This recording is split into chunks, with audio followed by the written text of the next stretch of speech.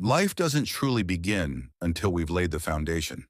Carl Jung, one of the most influential psychologists of the 20th century, believed that the early decades of our lives are not the main story, but merely preparation. Life really begins at 40, he said. Until then, you're just doing research.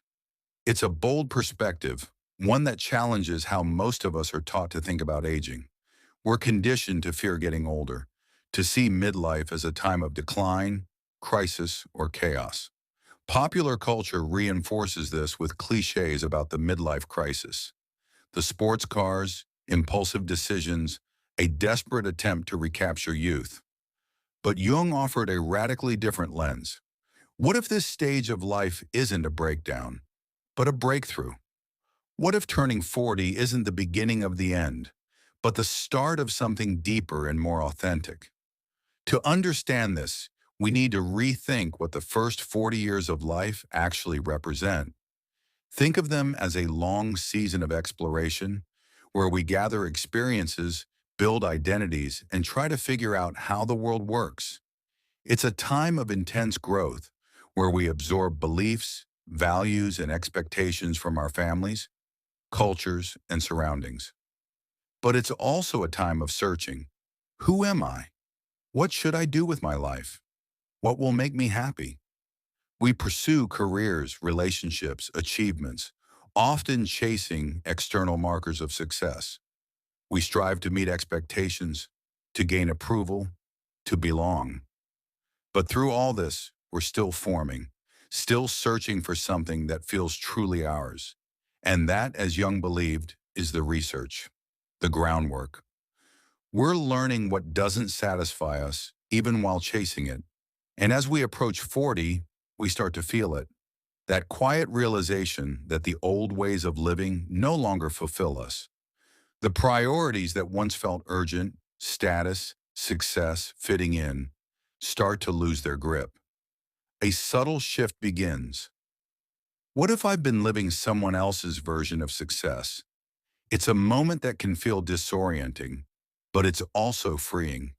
It marks the beginning of what Jung called individuation, the journey toward wholeness, a process of shedding the mask and stepping into our true self. This shift doesn't happen overnight.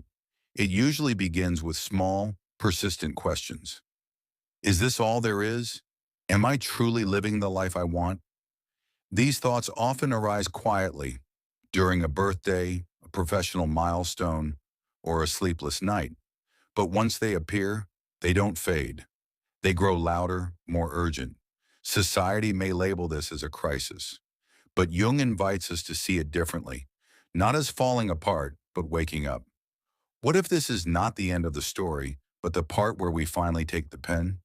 During the first half of life, we build what Jung called the persona, the outward self, shaped by family, culture, and expectations.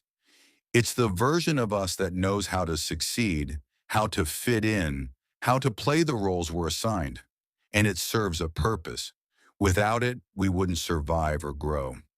But the persona isn't the full picture. It's a mask. And over time, it begins to feel tight, unnatural. We begin to sense that there's more to us than the role we've been performing. That's where the deeper work begins.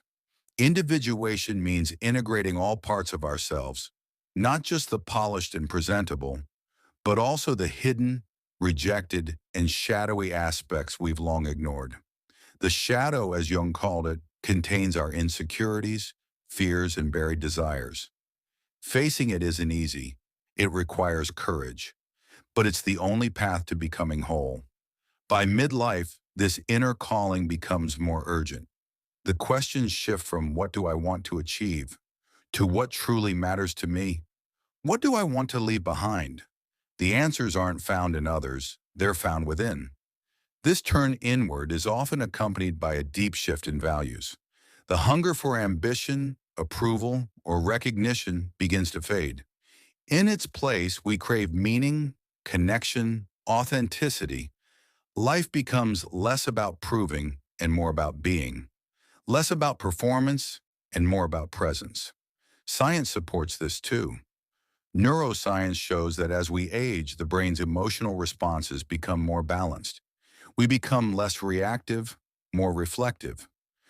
It can be messy, uncomfortable, even painful, but it's also a time of extraordinary transformation.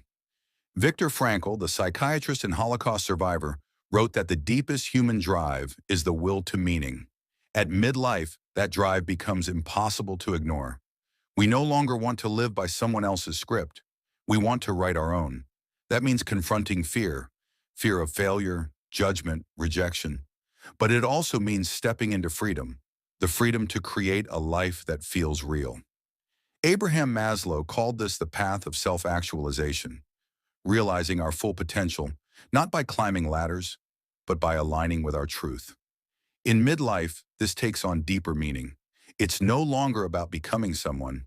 It's about uncovering who we've been all along. And the research backs this up. People in their 40s, 50s, and beyond often report greater life satisfaction than those in their 20s and 30s. They feel more grounded, more connected, less concerned with pleasing others, more focused on purpose. That's the gift of midlife, the freedom to live on your terms. Jung believed that this freedom comes from embracing all of who we are, the light and the dark, the triumphs and the regrets. It's about wholeness. The most terrifying thing is to accept oneself completely, he said, but it is also the most liberating. Midlife isn't a time to mourn what's gone. It's a time to celebrate what's unfolding. Wisdom, depth, clarity. It's a chance to live with more honesty, more courage, and more heart. This is not the beginning of the end. This is the beginning of becoming who you were meant to be. Because life doesn't begin when you have the answers. It begins when you finally start asking the right questions.